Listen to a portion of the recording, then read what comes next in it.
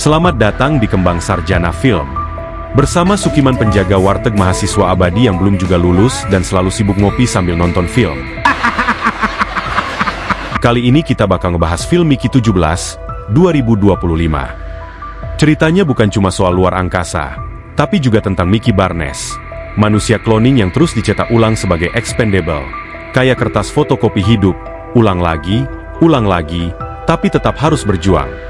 Sahabatnya Timo, dan tekanan hidup yang tak henti, termasuk debt collector masa depan yang selalu memburu mereka.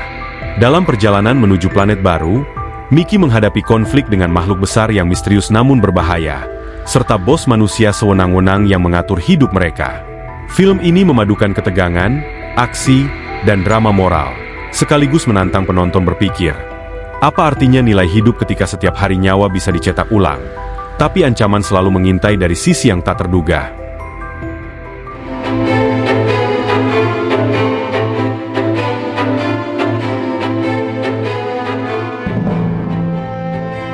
Cerita film ini mengambil latar di masa depan yang tidak terlalu jauh.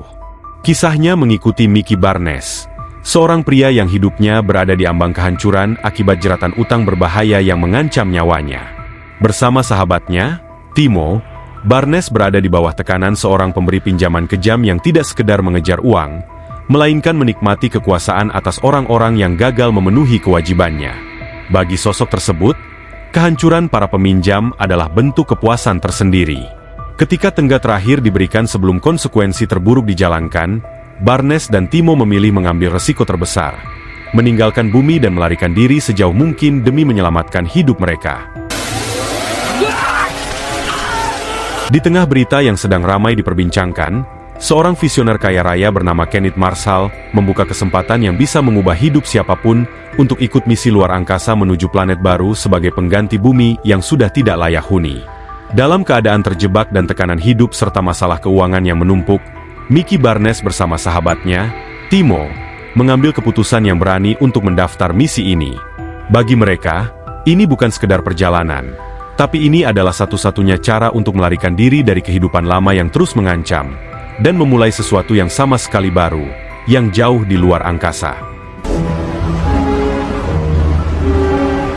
Karena keahliannya di bidang mesin dan sifatnya yang cermat, Timo direkrut sebagai teknisi untuk misi ini, dan selalu memastikan setiap peralatan siap pakai dan berfungsi sempurna. Sedangkan Mickey Barnes, yang tak memiliki kemampuan khusus namun terkenal polos dan nekat, langsung mendaftar tanpa banyak berpikir sebagai expendable, yaitu korban yang harus menghadapi bahaya besar tanpa mengetahui detail tugasnya, hanya mengandalkan keberanian dan instingnya. The whole application. Di antara semua orang yang mendaftar, Mickey Barnes muncul sebagai satu-satunya yang berani menerima peran sebagai expendable, meski tugasnya tergolong ekstrim. Tubuhnya akan dikloning, disalin dan diciptakan ulang menggunakan printer canggih. Pertama, semua ingatan dan memori Mickey Barnes ditransfer ke sebuah harddisk kecil berbentuk batu bata. Selanjutnya, printer membangun tubuh baru dari bahan mentah hasil pembakaran sampah organik, seperti sisa makanan, kotoran manusia, dan limbah lainnya. Dengan proses ini, setiap expendable lahir kembali sebagai versi baru, namun tetap membawa kesadaran dan ingatan dari aslinya. Vault memories. Begitu semua ingatan Mickey Barnes berhasil disalin, tubuh aslinya segera dihapus dengan ditembak untuk benar-benar menghilangkan jejak fisiknya. Selama 4 tahun perjalanan panjang menuju planet baru, Mickey Barnes berulang kali dicetak kembali sebagai expendable, menghadapi serangkaian prosedur percobaan yang sangat ekstrim dan menantang batasnya.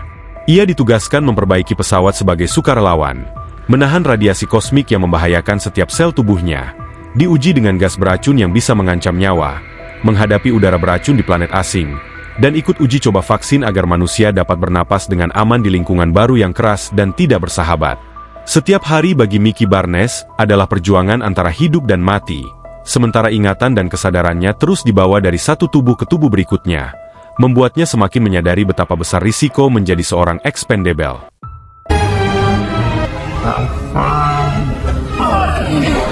Hari demi hari dalam perjalanan panjang 4 tahun menuju planet baru, Mickey Barnes terus menjalani siklus hidup dan mati yang tak pernah berhenti.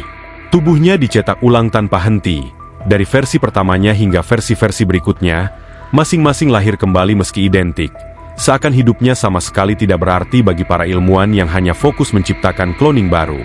Namun ingatan asli Mickey Barnes tetap tersimpan aman di dalam harddisk kecil berbentuk batu bata, memastikan setiap kloningan tetap membawa kesadaran, ingatan, dan pengalaman dari setiap kematian yang telah ia lalui.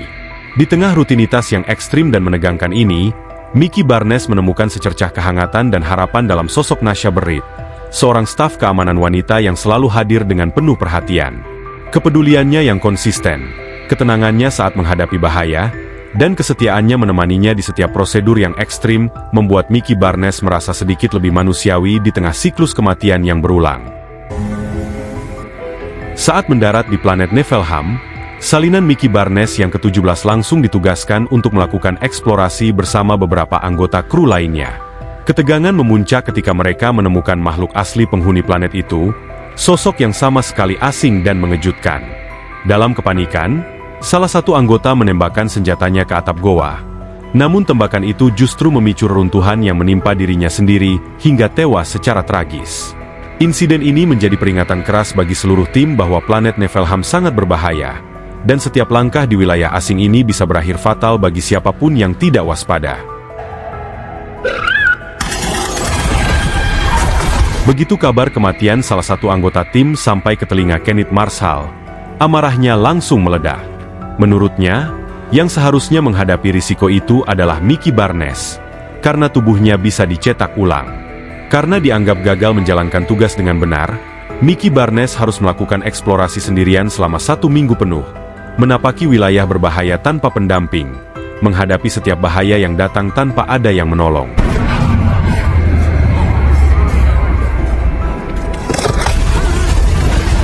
Tanpa disadari, Mickey Barnes terperosok ke dalam sebuah gua di bawah tanah. Secara kebetulan, Timo muncul di sana dan bisa saja menolong. Tetapi ia memilih tidak melakukannya karena tahu tubuh Mickey Barnes bisa dicetak ulang kembali. Tak lama kemudian, makhluk yang dinamakan Creeper muncul dan menyeret Mickey Barnes ke sarangnya. Namun, alih-alih membahayakan, para Creeper justru membantunya naik kembali ke permukaan, tanpa niat sedikit pun untuk menyakiti. Momen ini mengubah pandangan Mickey Barnes tentang makhluk asing dan membuktikan bahwa di dunia ekstrim ini, kadang pertolongan datang dari sumber yang paling tidak terduga.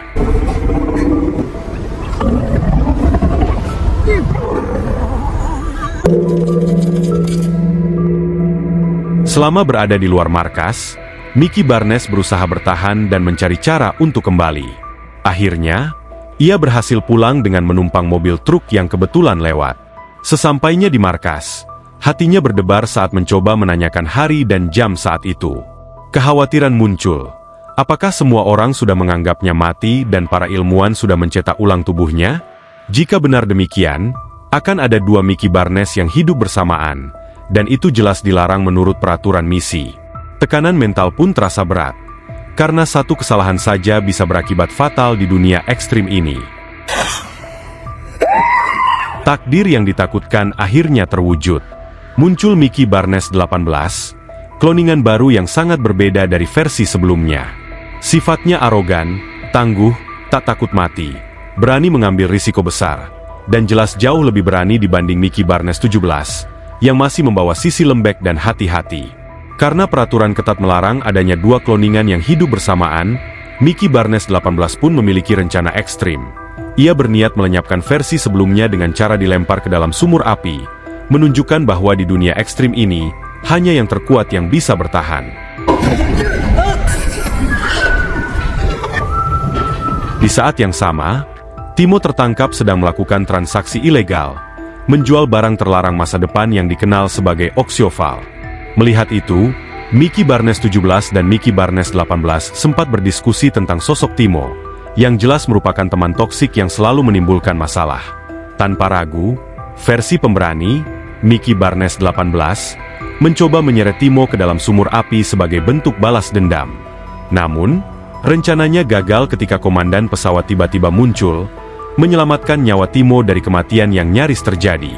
Momen ini menegaskan bahwa di dunia ekstrim ini, keberanian saja tidak selalu cukup, dan aturan serta intervensi pihak berwenang bisa mengubah nasib dalam sekejap. Begitu Nasha tiba di lokasi, Mickey Barnes 18 segera meninggalkan tempat itu dengan sikap arogan dan penuh percaya diri. Sementara versi lebih lembek, Mickey Barnes 17, ditarik ke ruangan oleh kru untuk makan malam, tanpa menyadari bahwa hidangan yang disajikan bukan makanan biasa, melainkan daging buatan yang masih dalam tahap percobaan. Ketidaktahuan ini membuat situasi menjadi mencekam sekaligus canggung, karena setiap gigitan bisa membawa risiko tak terduga di dunia ekstrim yang penuh eksperimen dan ketidakpastian. Akibat makanan yang ia santap, Mickey Barnes 17 mengalami keracunan hebat, yang sekaligus membuktikan bahwa daging buatan tersebut masih belum aman dan jauh dari kata layak konsumsi. Ketegangan pun memuncak ketika Kenneth Marshall bersiap menembaknya di tempat.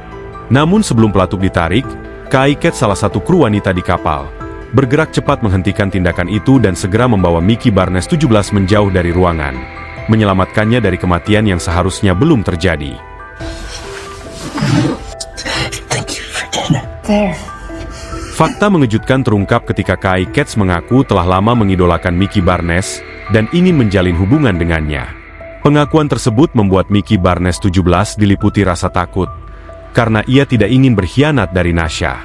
Saat tiba di kamar, Nasha sudah menunggu Mickey Barnes 17. Di tengah momen intim mereka, suasana mendadak berubah ketika dari dalam toilet muncul Mickey Barnes 18. Kenyataan bahwa Mickey Barnes ada dua pun tak terelakkan, sehingga mereka harus menyimpan rahasia itu dengan sangat rapat. Tak lama kemudian, Kai Cat memergoki Nasha bersama dua Mickey Barnes sekaligus, dan segera menyadari bahwa Nasha ingin memiliki keduanya. Merasa perlu mencari jalan tengah, Kai pun melakukan negosiasi dengan Nasha untuk membagi salah satu Mickey. Mickey Barnes 17 untuk Kai, sementara Mickey Barnes 18 tetap bersama Nasha. Bagi Kai, pembagian itu terasa adil, terlebih ia berjanji akan merahasiakan keberadaan mereka dari siapapun. Namun karena Nasha bersikap terlalu serakah dan tidak ingin berbagi Mickey dengan siapapun, ia menolak tawaran tersebut, hingga akhirnya perdebatan sengit pun terjadi di antara mereka berdua. If you know what I mean. 17 and 18 are both Mickey. Both my Mickey. Ketegangan antara Kai dan Nasha belum reda ketika Marshall muncul di hadapan kru, menyampaikan pidato penuh ambisi sambil mengangkat sebuah batu hitam sebagai simbol klaim atas planet yang akan mereka huni. Di momen yang sama, Mickey Barnes 18 yang menyaksikan peristiwa itu justru semakin dipenuhi amarah terhadap sikap Marshall yang selalu bertindak semena-mena. Didorong rasa benci dan keberanian berlebihan, ia mengambil pistol milik Nasha lalu bergerak menuju acara tersebut, dengan niat mengakhiri hidup Marshall secara langsung. Sesaat sebelum peluru dilepaskan ke arah Marshall, tiba-tiba bayi Creeper keluar dari dalam batu hitam tersebut. Kemunculan makhluk itu sontak memicu kepanikan di antara semua orang. Di tengah kekacauan yang terjadi, Mickey Barnes 18 memanfaatkan situasi dan langsung melepaskan satu tembakan.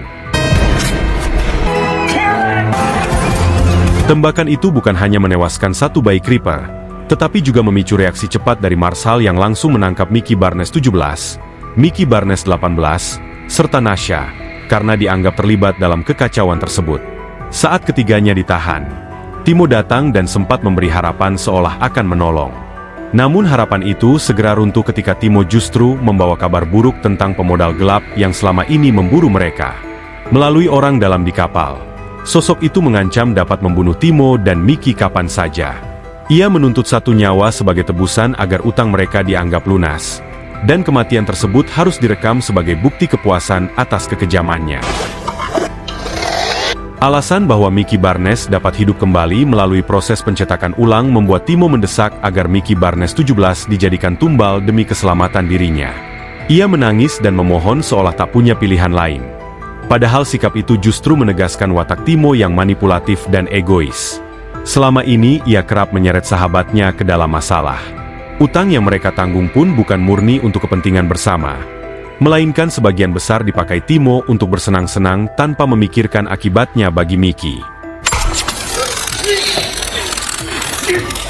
Menjelang eksekusi Mickey Barnes 17, Mickey Barnes 18 tiba-tiba melangkah maju dan menyatakan kesediaannya untuk menggantikan posisi tersebut. Ia menilai Mickey 17 terlalu rapuh dan tidak akan mampu bertahan lama, berbeda dengan dirinya yang merasa lebih kuat, tangguh, dan siap menghadapi kematian. Tawaran itu justru memuaskan pemodal gelap yang menikmati kekejaman. Karena menyaksikan kematian Mickey 18 dianggap jauh lebih memuaskan. Namun sebagai syarat terakhir sebelum dieksekusi, Mickey Barnes 18 meminta barang terlarang bernama Oxioval, yang ia anggap sebagai rokok terakhirnya. Di saat bersamaan, Nasha dan Mickey Barnes 18 berhasil mengelabui serta melumpuhkan Timo dengan mudah. Namun sebelum mereka sempat menghabisinya, tindakan itu keburu diketahui dan mereka dicegat oleh agen Zack, petugas keamanan kapal. Ketiganya kemudian dibawa menghadap Marshall. Dalam perjalanan menuju ruangannya, mereka dikejutkan oleh pemandangan di luar pesawat. Ribuan Creeper telah mengepung pesawat, datang untuk menjemput saudara mereka, yaitu 2 bayi Creeper yang sebelumnya muncul dari batu hitam. Mereka tidak menyadari bahwa salah satu bayi Creeper tersebut sebenarnya telah mati, dibunuh atas perintah Marshall sendiri. Sesampainya di ruang Marshall, tindakan pertama yang ia lakukan adalah menandai wajah Mickey Barnes 18, agar mudah dibedakan dari versi lainnya. Ia menegaskan bahwa eksekusi tidak akan dilakukan saat itu juga. Sebagai gantinya, Mickey Barnes 17 dan Mickey Barnes 18 masing-masing dipasangkan sebuah bom di tubuh mereka, yang dapat diledakkan kapan saja melalui alat pemicu yang kini berada di genggaman Marshall. Dengan menjadikan semuanya sebagai permainan sadis, Marshall memerintahkan Mickey Barnes 17 dan Mickey Barnes 18 keluar dari pesawat untuk berlomba membunuh Creeper. Setiap Creeper yang berhasil dilumpuhkan harus dipotong ekornya sebagai bukti jumlah buruan. Mickey yang mengumpulkan ekor Creeper paling banyak akan dinyatakan sebagai pemenang dan berhak memperoleh pengampunan.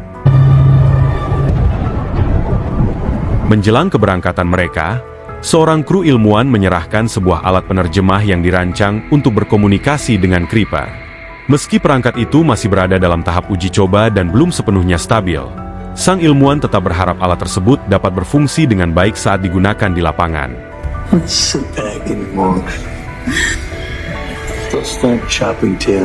Pertemuan dengan induk Creeper akhirnya terjadi saat Mickey Barnes 17 dan Mickey Barnes 18 terpisah dari kerumunan. Di momen itulah dialog terjalin, mengungkap alasan sebenarnya di balik pengepungan pesawat. Dugaan Mickey 17 terbukti benar, para Creeper tidak datang untuk menyerang manusia, melainkan hanya ingin menjemput 2 bayi mereka yang terperangkap di dalam batu hitam. Dengan suara terbata-bata dan penuh rasa bersalah, Mickey 17 menyampaikan kenyataan pahit bahwa 1 bayi Creeper telah mati dibunuh atas perintah Marshall, sementara 1 lainnya masih hidup, digantung dan diancam akan dijatuhkan ke dalam sumur api. Mendengar kabar bahwa salah satu bayinya telah tewas, induk Creeper langsung bereaksi penuh amarah dan mengancam akan memusnahkan seluruh manusia. Ancaman itu diwujudkan melalui teriakan serentak yang menggema dari kawanan Creeper, sebuah suara dengan frekuensi mematikan yang diakini mampu menghancurkan bola mata dan merusak otak manusia dalam sekejap.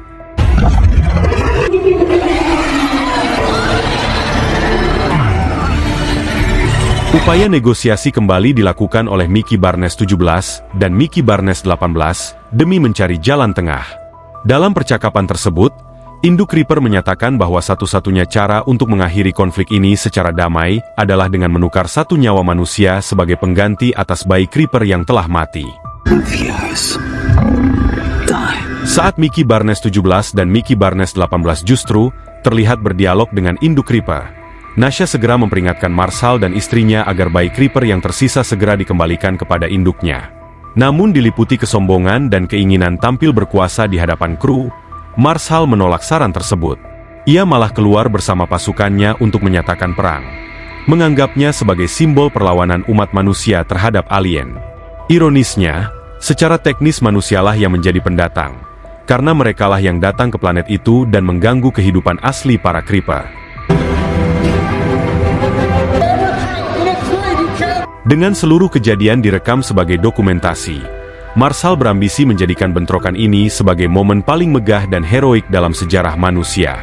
Ia mengarahkan serangan langsung ke induk Creeper, berencana melumpuhkannya menggunakan gas beracun. Namun rencana itu tidak berjalan mulus, karena para Creeper yang terbukti sebagai makhluk cerdas segera membentuk formasi pertahanan, melindungi induk mereka dari ancaman yang mengarah padanya.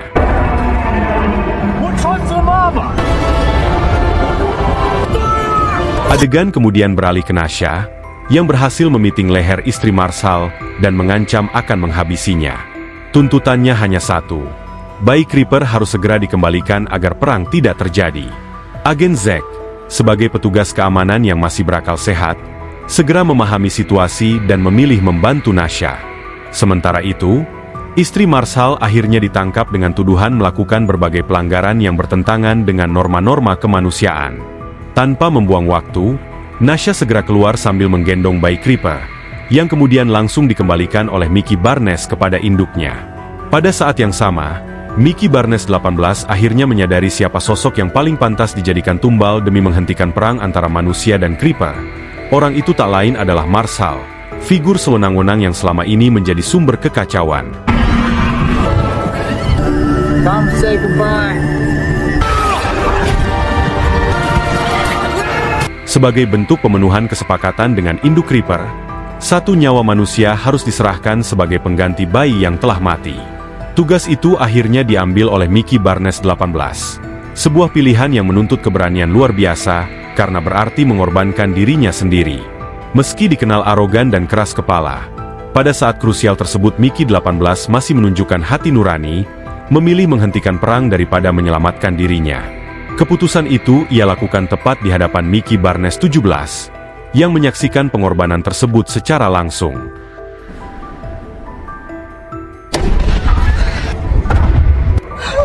Enam bulan pasca peristiwa tersebut, Nasha resmi diangkat sebagai ketua komite yang bertugas memimpin generasi manusia pertama yang akan menetap di planet itu. Sementara itu, Timo sempat didatangi oleh orang suruhan pemodal gelap. Namun ia berhasil melawan dan mempertahankan dirinya.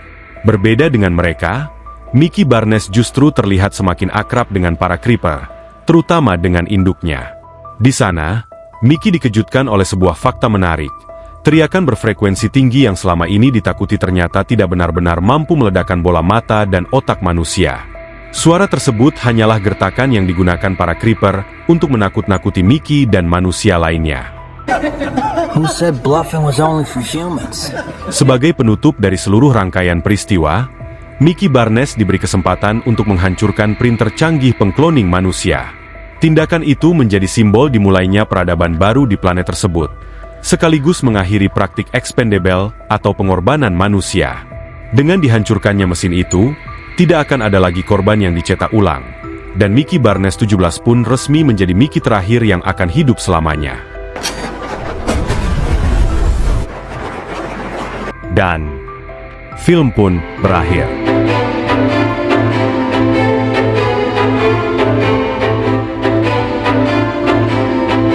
Itulah alur cerita film Mickey 17, 2025. Sebuah kisah fiksi ilmiah yang memadukan kloning manusia, pengorbanan, konflik dengan Creeper, dan perjuangan untuk menghentikan perang dalam balutan ketegangan.